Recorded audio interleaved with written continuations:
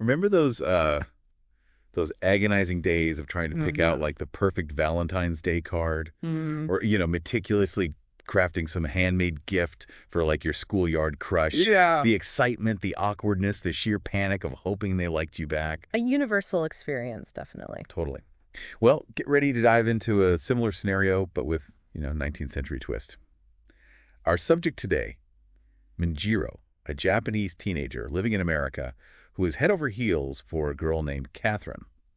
We'll be exploring excerpts from a historical novel about him, along with some this academic analysis to understand his story. Yeah, it's more than just a sweet coming-of-age tale. This deep dive plunges into, the depths of cultural clashes, identity struggles, and the complexities of love across borders. Right, okay, so picture this. Mhm. It's the day before May Day, a time when apparently boys would leave May baskets filled with flowers on their crush's doorstep. Really? Yeah. I didn't know that. And our boy, Minjiro, he is agonizing over the perfect poem to accompany Catherine's basket. He's a romantic at heart, this one. Totally. Except his idea of romance involves comparing Catherine to a whale. Hmm. Yeah. And this is where Manjiro's poem takes a turn for the, shall we say, unexpected. Imagine, if you will, professing your love by comparing your blood to a whale. He writes, "She is as beautiful as a right whale." Now I have to ask you, would you be flattered? Um, Mhm. I mean, I appreciate the creativity, but maybe not the imagery. Yeah, his friend Terry seems to agree. The novel portrays him reacting with a healthy dose of, "Dude, what are you doing?" But Manjiro, ever the persistent poet, gives it another go, likening Catherine's voice to ship timbers groaning in a stiff wind. Okay, I have to admit, those are some interesting metaphors. It's like he's trying so hard to fit in with these American customs, but his words betray his upbringing, his connection to the sea, that brought him to this new world. Absolutely.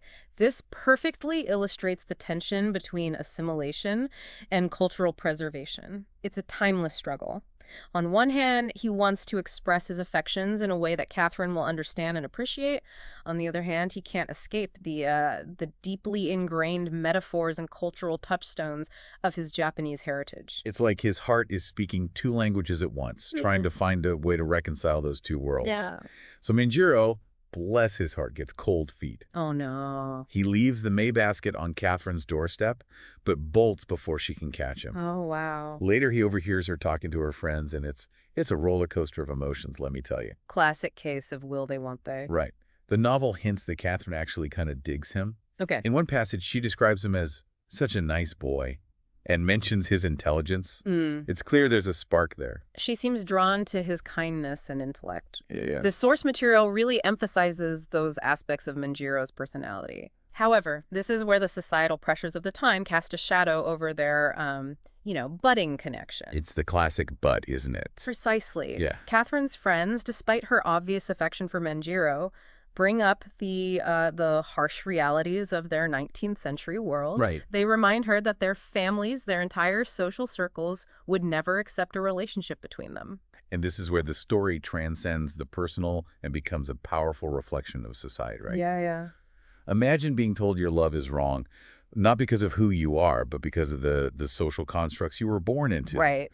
Think about Romeo and Juliet, but with, cultural prejudice instead of feuding families. Oh, wow. It's a timeless tragedy. Indeed, it exposes the deeply ingrained prejudices that can exist even when individuals find themselves drawn to one another across cultural divides. Yeah.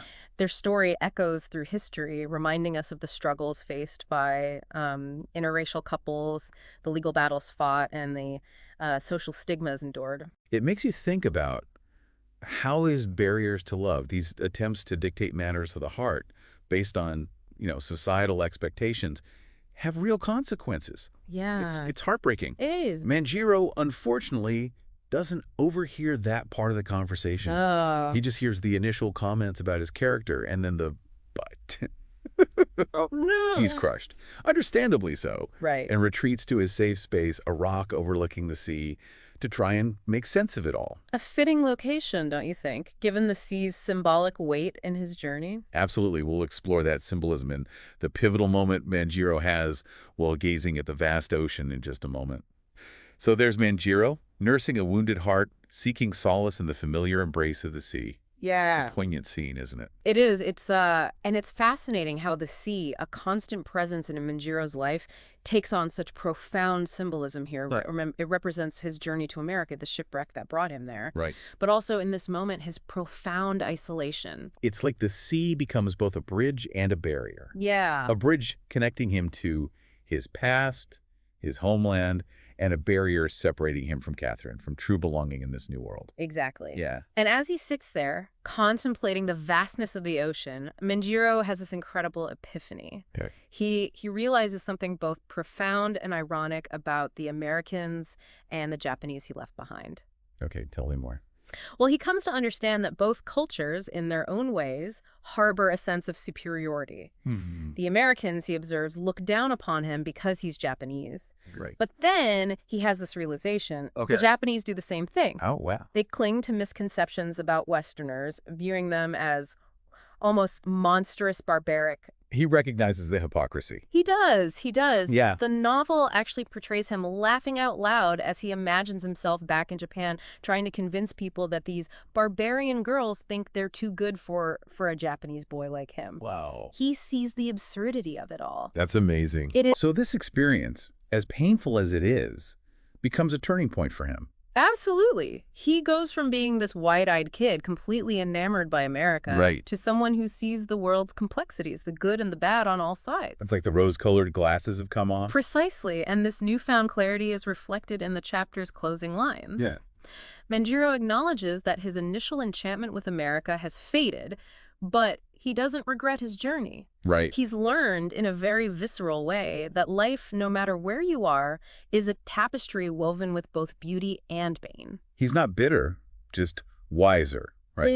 Yeah. He's come to understand that cultural exchange, true understanding, is messy and challenging. Right. There's this sense that he's grown so much from this experience. He has, and it makes us, the readers, confront our own biases. Right. When have we, perhaps unconsciously, let cultural differences cloud our judgment?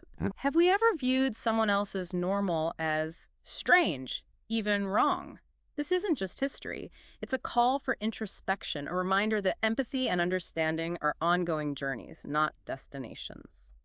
What a powerful note to end on. It is. This deep dive has been an incredible journey, exploring themes of love, identity, and the complexities of human connection across cultures. It really has. I hope you've enjoyed it as much as we have. Me too. Until next time, keep exploring, keep questioning, and keep diving deep into the stories that shape our world.